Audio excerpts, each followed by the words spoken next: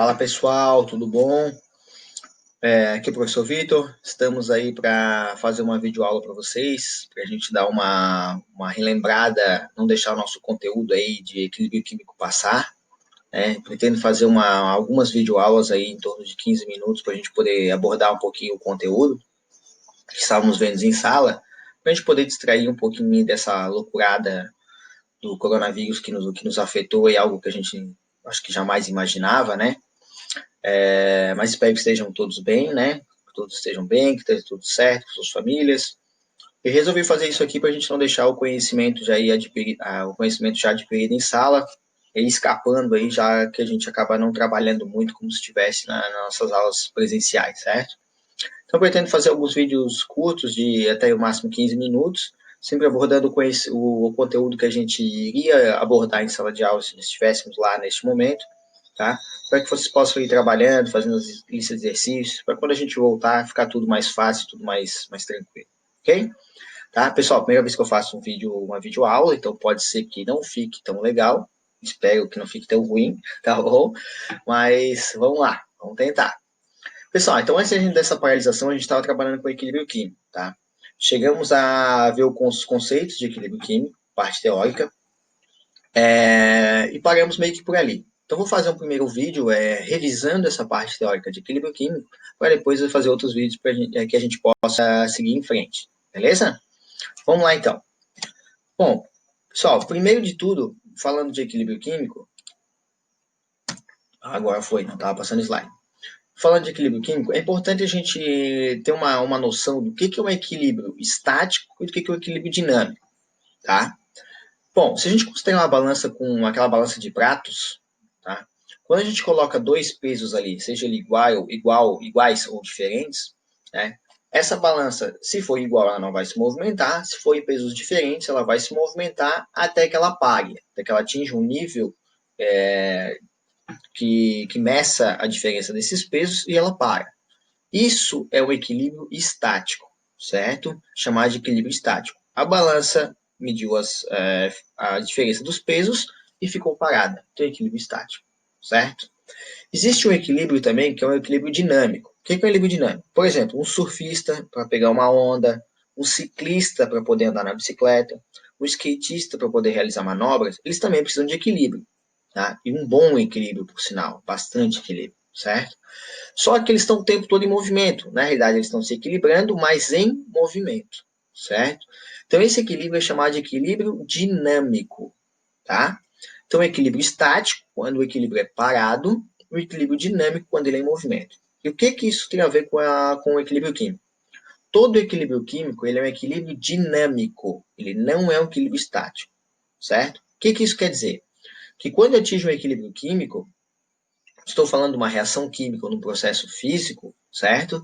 Ele envolve um equilíbrio onde essas reações ou esses processos, eles não param, eles estão ocorrendo o tempo todo. Apesar de estar em equilíbrio, uma reação está ocorrendo, uma transformação de mudança de fase está ocorrendo o tempo inteiro. Beleza? Então, para começar, equilíbrio químico não é estático, equilíbrio químico é dinâmico. Certo? Então, vamos lá. Conceito do processo reversível. Pessoal, quando a gente fala em equilíbrio químico, nós estamos falando de processos reversíveis. Só existe equilíbrio químico para um processo reversível. O que é um processo reversível? É aquele processo onde eu posso analisar a reação ou o processo indo da formação de reagentes para produtos, assim como da formação de produtos, da decomposição dos produtos para a volta e formação dos reagentes. Exemplo, um processo físico aqui de transformação de água. Tá? A água sofrendo evaporação ou, no caso aqui, ebulição, né, indo de líquido para gás, certo? Então, se eu tiver um sistema fechado, essa reação ela pode tanto ir no sentido da água líquida para água gasosa, ou água a vapor, como no sentido da água gasosa para água líquida, se eu tiver um sistema fechado, certo? É só a gente ver que numa garrafa de água, se você tiver um sistema uma temperatura um pouquinho mais elevada, você vai ter formação, a água começa a evaporar, bate na superfície do vidro e ela começa a condensar, ela forma gotículas de água novamente que começam a escorrer pelo vidro, certo? Então eu vou ter água indo do estado líquido para o gasoso, o vapor, e do gasoso ou vapor para o líquido novamente. Isso é o sistema reversível. Processo reversível, onde eu tenho sempre duas reações simultâneas, ok? Eu vou pegar justamente esse exemplo da água para a gente poder entender um pouquinho sobre isso, certo? E já falar um pouquinho sobre equilíbrio químico. Então, quando eu falo de equilíbrio químico, que eu estou falando de processos reversíveis, é quando eu tenho duas reações acontecendo simultaneamente, certo? Então, formação de produtos e decomposição de produtos em reagentes, beleza? Então, se eu coloco lá um pouco de água no sistema fechado, certo? Eu vou ter primeiro apenas água. Coloquei água lá, tem apenas água. Com o decorrer do tempo, a água começa a adquirir energia e passa do estado líquido para o estado gasoso, ou estado vapor, certo? Essa água vai bater no vidro, que é mais frio, ela tende a condensar novamente e voltar ao estado líquido. Então, vou ter água do estado líquido para o estado gasoso e água do estado gasoso voltando ao estado líquido, certo? Então, eu chamo essa velocidade de evaporação como V1, que é a velocidade da reação direta, que é sempre de reagentes para produtos. Então, velocidade da reação direta sempre de reagentes para produtos. E chamo essa condensação da água de gasoso para o líquido de V2, que é a velocidade da reação inversa, certo? Pessoal, sempre no início, como a gente tem basicamente água líquida, né, pegando esse exemplo, a velocidade da reação direta ela é mais rápida que a velocidade da reação inversa. Então, eu vou ter mais água se transformando em gás do que água gasosa se transformando em líquido. Mas chega um determinado momento que essa velocidade da reação direta se torna igual à velocidade da reação inversa. Nesse ponto, eu atinjo um equilíbrio químico. Quando a velocidade da reação direta se torna igual, quando a velocidade da reação direta se torna igual à velocidade da reação inversa, eu atingo o equilíbrio químico, certo? E quando eu atingo esse equilíbrio químico, quando as velocidades são iguais, as concentrações de reagentes e produtos passam a ser constantes.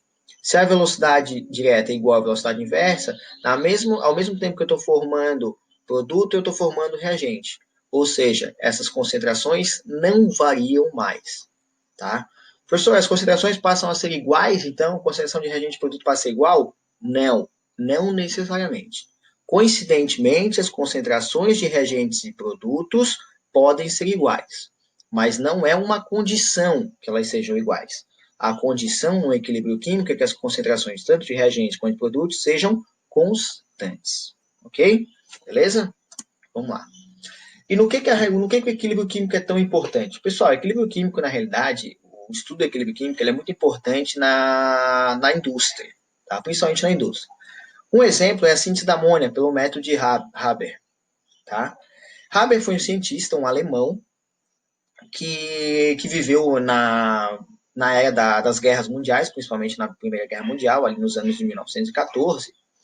E, infelizmente, durante a guerra, a busca por sintetizar, a busca por explosivos, né, por ter uma alta produção de explosivos, era muito alta, porque a guerra envolvia você infelizmente, matar seus adversários. E a Alemanha, ela produzia explosivos através de nitrato que vinha do Chile, tá? Só que com a guerra e como o Chile era um aliado dos Estados Unidos, a fonte de nitrato para a Alemanha foi esgotada. O Chile passou a impedir a exportação, né, de nitrato para a Alemanha. Dessa forma, eles tiveram que desenvolver uma outra metodologia para sintetizar, para fabricar explosivos. E uma das outras formas de fazer você fabricar explosivo é através da amônia. Com a amônia, você pode produzir explosivos e fertilizantes químicos. Tá? Então, o Haber desenvolveu uma metodologia de síntese em grande escala de amônia, através do uso de um reator. Então, a partir da reação de 1 mol de nitrogênio gasoso com 3 mols de hidrogênio também gasoso, formando 2 mols de amônia, numa reação exotérmica, que libera calor, ocorria a síntese da amônia. Só que o problema é que essa síntese, ela atingia um equilíbrio químico, certo? O que isso quer dizer, o equilíbrio químico? Velocidade da reação direta, reagentes e produtos, é igual à velocidade da reação inversa, produtos se transformando novamente em reagentes. E quando essa reação atinge equilíbrio, a concentração tanto de reagentes e produtos fica constante. Ou seja, é como se essa reação não atingisse a sua eficiência máxima. Eu não tenho uma produção máxima de produtos. Tá? E pensando-se industrialmente, eu preciso do máximo de produto de produtos possíveis, eu quero uma alta produção de produtos. Então, Haber desenvolveu algumas técnicas para produzir mais amônia, para deslocar o equilíbrio químico dessa reação no sentido de produção de amônia, certo? Então, ele passou a utilizar altas temperaturas, pressões elevadas, uso de catalisadores em um reator, e ao mesmo tempo que ele produzia essa amônia, ele conseguia recolher novamente o hidrogênio e o nitrogênio que não reagiam, que voltava para o seu reator e reagia novamente formando mais amônia, certo? Através dessa reação, Haber ganhou o Prêmio Nobel de Química, lá nos anos 1900 e alguma coisinha, não lembro exatamente, que foi um prêmio muito controverso, porque apesar da reação ser muito importante, uma das reações mais conhecidas na química, ela foi utilizada para fabricar bombas e matar muita gente, então acabou sendo um prêmio Nobel bem controverso, tá?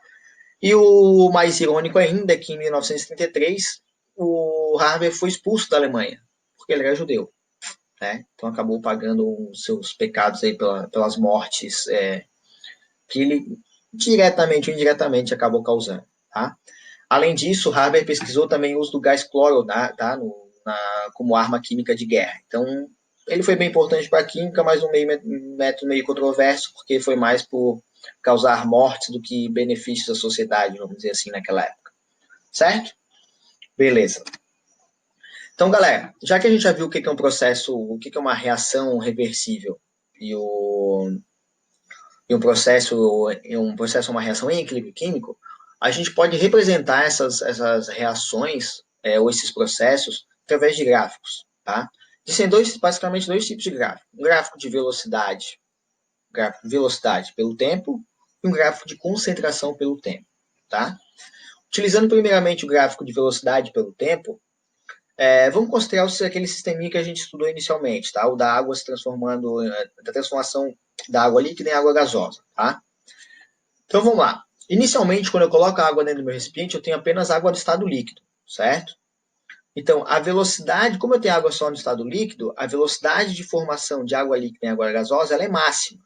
Eu vou ter apenas água se transformando de líquido em gás, tá? Então, tenho aqui uma velocidade máxima. Como eu não tenho nada de gás ainda, a velocidade da transformação da água gasosa em água líquida ela é zero, certo? Então, tem aqui, ó, na minha curva vermelha representa a reação direta em reagentes e produtos, e a minha curva azul representa a velocidade da reação inversa, produtos em reagentes. Então, como inicialmente eu não tenho nada de produto, tenho só reagente, velocidade é máxima, à medida que eu vou consumindo, ela vai diminuindo. Vou consumindo reagente, vou tendo menos reagente para reagir, e ela vai diminuindo a velocidade, diminuindo a velocidade, diminuindo a velocidade. No caso dos produtos, eu tenho nada de produto, então vou formando produto, a velocidade vai aumentando. Vou formando mais produto, mais produto, mais produto, mais produto.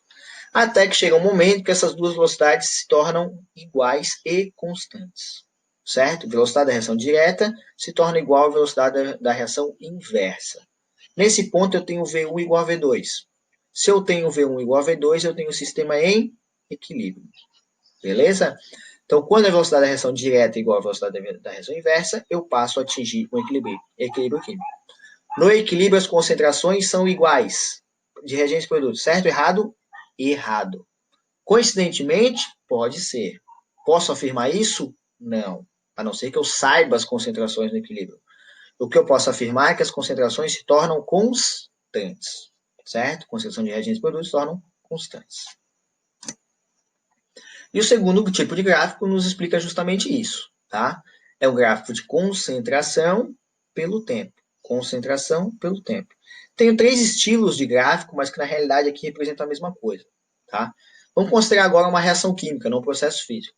Tem a decomposição do N2O4, um gás, em 2 mols de NO2. A gente vai fazer isso no laboratório, tá? Essa reação. Eu tenho alteração de cor com essa transformação gasosa aqui, beleza? Considerando reagentes e produtos. Curva vermelha reagente, curva azul produtos. No início da minha reação, eu só tenho produto. Só tenho reagente, tenho zero de produtos. À medida do tempo, ao longo do tempo, essa reação vai acontecendo, a concentração dos produtos vai diminuindo. E a concentração dos reagentes vai diminuindo, a concentração dos produtos vai formando. Concentração dos reagentes diminuindo, concentração dos produtos vai formando e aumentando. Até que chega um determinado momento que essas concentrações, tanto de produto quanto de reagente, não variam mais, se tornam constantes. A partir desse momento, eu atinjo o equilíbrio químico. Então, no equilíbrio químico, as concentrações de reagentes e produtos se tornam constantes. Esse é um gráfico que me representa uma condição onde eu sempre vou ter uma concentração de reagente maior do que a concentração de produtos. Ou seja, elas não são iguais, elas são constantes a partir do momento que eu atingo o equilíbrio. O meu outro gráfico mostra uma situação inicial semelhante. Inicialmente só tenho reagente, tenho zero de produto. Reação vai acontecendo, a concentração de reagente vai diminuindo, de produto vai aumentando, até que eu atinjo o equilíbrio com as concentrações de reagentes e produtos constantes. Reagentes e produtos constantes. Nesse meu exemplo, agora, quando eu atingo equilíbrio, eu tenho mais produtos que reagentes, certo? Novamente, essas concentrações não são iguais. A partir do equilíbrio, elas são constantes. No meu terceiro gráfico, aí sim, é um gráfico onde, coincidentemente, eu tenho, após o equilíbrio, eu tenho concentrações iguais de reagentes e produtos, certo? Então, inicialmente, tenho apenas reagente, nada de produto, vai ocorrendo a formação, o produto vai aumentando a concentração, o reagente vai diminuindo a concentração, chega um tempo que a velocidade da reação direta é igual à velocidade da reação inversa, e eu tenho as concentrações, tanto de produto e reagente, constantes, e neste caso, são iguais. Beleza, pessoal? Tranquilo? Deu para entender aí? Fazer aquela recapitulação? Certo. Então, já que a gente viu tudo isso, a gente pode dar uma relembrada aí. Características de um sistema em equilíbrio. Vamos lá. No equilíbrio, as reações direta e inversa continuam ocorrendo ininterruptamente. Ou seja, o equilíbrio químico não é estático, ele é dinâmico. Atingir o equilíbrio, a reação não para. Eu tenho a velocidade de formação de produto igual à velocidade de formação de reagente. Então, eu tenho a reação ainda acontecendo, mas em velocidades iguais. As velocidades da reação direta e inversa são iguais, acabamos de falar. A concentração de todos os participantes, reagentes e produtos tornam-se constantes e não necessariamente iguais. Ah, não pode ser igual? Pode ser igual, mas não é uma condição de que sejam iguais. E esse tipo de equilíbrio somente ocorre em sistemas fechados, onde não há troca de matéria com o ambiente. Se eu tiver troca de matéria com o ambiente, como falei lá no começo da aula, se for gás, ele vai dissipar, vai para a atmosfera, não tem como a minha reação retornar ao seu estado inicial. Certo? Pessoal, então entendendo o que é deslocamento de equilíbrio, a gente pode aí deslocar esse equilíbrio, que é o que a gente chama de princípio de Le Chatelier. Como assim? A gente pode perturbar esse equilíbrio. Lembra que a gente falou da síntese de Haber, síntese de formação da amônia? Quando o Haber fez essa síntese, lá nos meados da Primeira Guerra Mundial, ele queria produzir muita amônia, porque ele queria produzir muito explosivo. Só que essa reação entrava em equilíbrio. Quando ela entrava em equilíbrio, as concentrações não variavam mais, eu não tinha uma produção maior de amônia. Então ele precisou desenvolver metodologias para produzir mais amônia. Então ele teve que deslocar esse equilíbrio, no sentido de formar mais amônia. E a gente pode deslocar esse equilíbrio de diferentes formas, como alterando a temperatura, alterando a pressão, alterando a concentração, certo? Então, isso é muito importante para, pensando industrialmente, para a gente produzir cada vez mais produtos. Tá? Então, o princípio de Le Chatelier nos diz justamente, ele trata justamente disso, de uma perturbação do equilíbrio no sentido de eu formar ou mais produtos ou mais reagentes, certo? Então, eu alterar a velocidade dessas reações, deixar a velocidade da reação direta mais rápida ou mais lenta que a velocidade da reação inversa. É o que a gente vai trabalhar na próxima aula, ok? Então, na próxima aula a gente vai falar sobre deslocamento do equilíbrio químico. Espero que tenha sido uma boa revisão aí para todo mundo, que tenha ficado claro, né? E vou tentando melhorar aí nas próximas aulas. Valeu, galera. Grande abraço e até a próxima.